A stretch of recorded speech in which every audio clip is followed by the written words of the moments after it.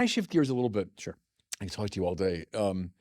This question of safety, especially young people today are obsessed with safety, safe spaces, and don't harm me, and keeping me safe. And I was intrigued by your suggestion. I forget which book of yours it's in. This regime change. Yeah, about Mill Yeah. and someone who is very influential on the liberal point of view today. But that stress on look, you're free to do whatever you want, but the limit is doing harm to people. Talk about that a little bit. What that means to do harm to somebody. Why did that become such a criterion, for the determination of liberty? Talk about Mill and Sure. harm And a little we bit. already mentioned that. I think Mill is already in Hobbes, and at least in the following sense that that human liberty, and this is now Mill's real effort to develop liberalism from the kind of Hobbesian Lockean trajectory to something that I think we would recognize much more so today, which is the argument that there should be as much liberty as possible, so long as your exercise of your liberty doesn't cause harm to someone else. Right. And this is, I think, this would be, if you were to ask they'd take just that about for any granted. person, It's like a especially basic young person, principle. Yeah. that's what their definition of liberty. It might take a couple sentences to get there, but they would say, well, you should be able to do what you want unless you're harming someone else. Right. This is always the arguments against any kind of morals legislation or restriction on our freedom. Who's being harmed, right? Yeah. How, prove to me some measurable harm. And so that as soon as you adopt that as the dominant understanding of how you organize your society, it's more or less guaranteed that everything short of that which causes physical harm. So physical harm, really. Yeah, it becomes you can no longer legislate on those kinds of questions. But there's a really interesting you could say there's an interesting codicil in Mill's argument, which is that Mill is not just pushing liberty for the sake of liberty. This is, I think, the misreading of Mill by libertarians in particular. Mill is arguing that liberty is really a means to a further end, and that the end we want to achieve is a kind of idea of humanity as a progressive being. This is how he describes utility. Utility isn't merely the Hobbesian utilitarian understanding. Utility is defined in its widest sense, he says, which is a creature that's progressive in its nature.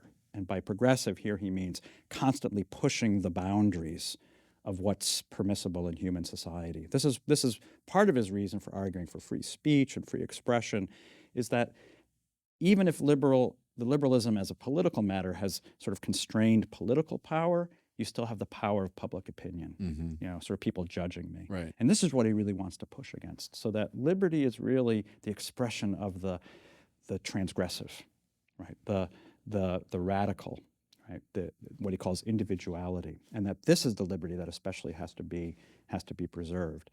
So in understanding liberty in this way, well, now it turns out that we can start to measure harm as that which limits my expression of this kind of radical individuality, which means now, once I begin to define harm as, well, if you want to judge me, if you're judging my individuality, that's now a kind of harm toward me.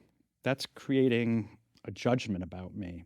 And now we can exercise authority over that, because if I can prove harm, that's subject now to some kind of limitation, public, social, what now we're into wokeism. And that's really, I think, so I know you had Chris Rufo on, I like Chris, but I think Chris is really working hard, and others in the sort of conservative movement, to sort of say wokeism arises from this kind of foreign contagion. It's cultural Marxism. Right? It comes from Marcuse. It comes from Marxism.